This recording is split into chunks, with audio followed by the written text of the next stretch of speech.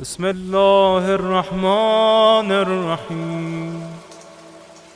السلام عليك يا أمين الله في أرضه وحجته على عباده.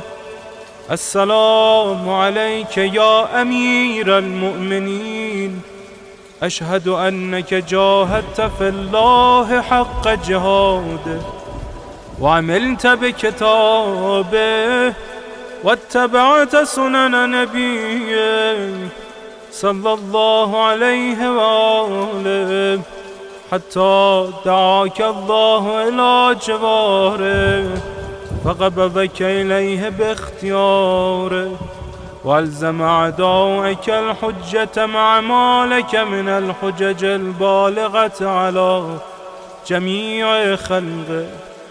اللهم فاجعل نفسي مطمئنة بقدرك راضية بقضائك مولعة بذكرك ودعائك محبة لصفة أوليائك محبوبة في أرضك وسمائك صابرة على نزول بلائك شاكرة لفضائل نعمائك ذاكرة لثواب غالائك مشتاقة إلى فرحة لقائك متزودة التقوى ليوم جزائك مستنة بسنن أوليائك